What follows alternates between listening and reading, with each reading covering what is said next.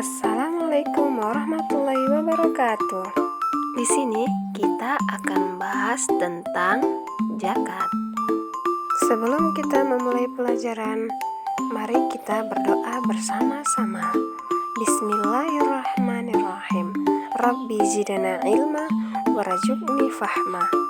Ya Allah, tambahkanlah kepadaku ilmu dan kurniakanlah kepadaku pemahaman.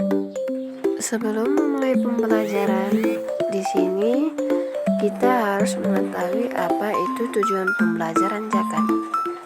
Yaitu pertama, peserta didik mampu memahami pengertian zakat. Yang kedua, peserta didik mampu mengetahui hukum zakat. Dan yang ketiga, peserta didik mampu mengetahui waktu pelaksanaan zakat. Sebelum kita masuk ke materi, saya ingin bertanya kepada teman-teman, apakah itu bulan Ramadan? Bulan Ramadan adalah menahan diri dari haus dan lapar, dan sabar menghadapi segala ujian dan larangan dari Allah Subhanahu wa Ta'ala. Nah, sekarang apa sih itu zakat? Berikut penjelasannya. Pengertian zakat. Zakat menurut bahasa berarti penyucian atau pertambahan.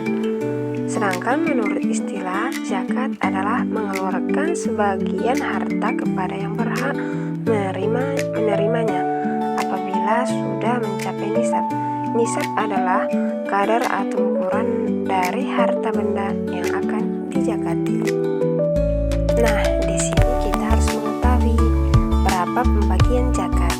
Zakat itu terbagi menjadi dua. Yang pertama zakat fitrah dan yang kedua zakat mal. Yang pertama zakat fitrah. Zakat fitrah adalah mengeluarkan beras atau bahan makanan pokok lainnya sebesar 2,5 kg atau 3,5 liter tiap orang. Zakat fitrah wajib dikeluarkan setiap muslim dan muslimah, baik dewasa maupun anak-anak, setiap menjelang Idul Fitri. Zakat fitrah ini bertujuan untuk membersihkan atau mensucikan diri orang yang membayarnya setelah menunaikan ibadah puasa pada bulan Ramadan. Kemudian, syarat wajib zakat fitrah itu ada 3. Yang pertama, beragama Islam. Yang kedua, masih hidup pada akhir Ramadan. Yang ketiga, memiliki kelebihan makanan untuk dirinya dan keluarganya. Nah, adapun waktu membayar zakat yaitu ada 4. Yang pertama, waktu mubah, yaitu waktu mubah itu ialah sejak awal Ramadan sampai akhir Ramadan. Yang kedua, waktu wajib, hari terakhir Ramadan sampai menjelang sholat subuh pada tanggal 1 Syawal. Yang ketiga, waktu sunnah, sesudah sholat subuh sampai sebelum sholat Idul Fitri.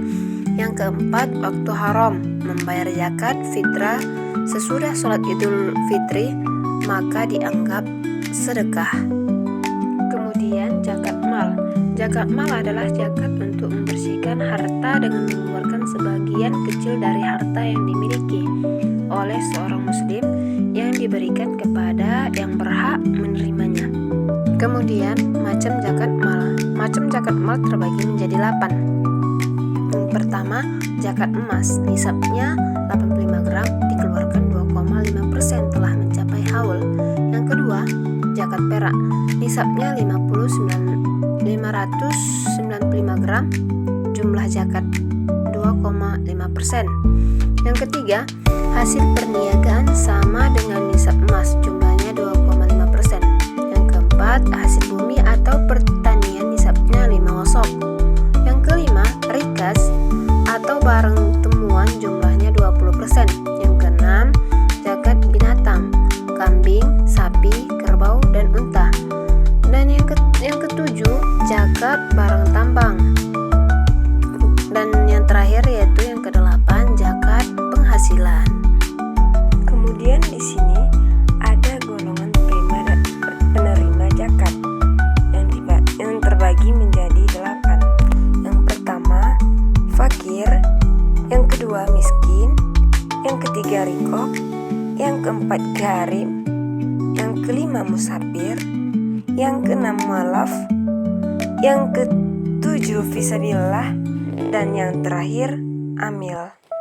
Berikut ini penjelasan golongan penerima zakat. Yang pertama, fakir. Fakir adalah orang yang tidak memiliki harta dan penghasilan sehingga tidak mampu atau sulit memenuhi kebutuhan pokoknya. Yang kedua, miskin. Miskin adalah hampir sama dengan fakir. Namun bedanya, golongan miskin ialah orang yang memiliki penghasilan tetapi masih sulit memenuhi kebutuhan hidupnya. Yang ketiga, rikob adalah yaitu hamba sahaya atau korban perdagangan manusia, pihak yang terjajah dan teraniaya. Dan yang keempat, gharim, orang yang terjerat utang untuk bertahan hidup. Kemudian yang selanjutnya itu yang kelima, musafir. Musafir adalah orang yang sedang dalam perjalanan untuk menegakkan agama Islam, bukan untuk bermaksiat. Yang keenam, mualaf. Mualaf adalah orang yang baru memeluk agama Islam. Yang ketujuh, fisabilillah. Fisabilillah adalah orang yang sedang berjuang di jalan Allah seperti berdakwah atau berjihad. Yang kedelapan, amil. Amil adalah orang yang mengurus zakat dari mulai penerimaan hingga penyaluran. Nah, kita sekarang akan bahas tentang hikmah zakat. Hikmah zakat yang pertama itu bebas dari beban yang telah disyariatkan oleh agama. Orang muslim yang telah menunaikan zakat berarti bebas dari kewajiban tersebut. Yang kedua, membantu menyelesaikan problema kesenjangan sosial antara orang kaya dan orang muslim. Yang ketiga, menambah harta. Yang keempat, membersihkan harta orang yang berzakat sehingga tidak bercampur dengan orang lain. Yang kelima, menambah wibawa sosial seseorang. Yang keenam, menumbuhkan rasa kasih sayang antara sesama. Nah, itulah penjelasan dari pengertian zakat. Jika ada kesalahan dan kehilafan, tolong dimaafkan. Mungkin cukup sekian. Wassalamualaikum warahmatullahi wabarakatuh.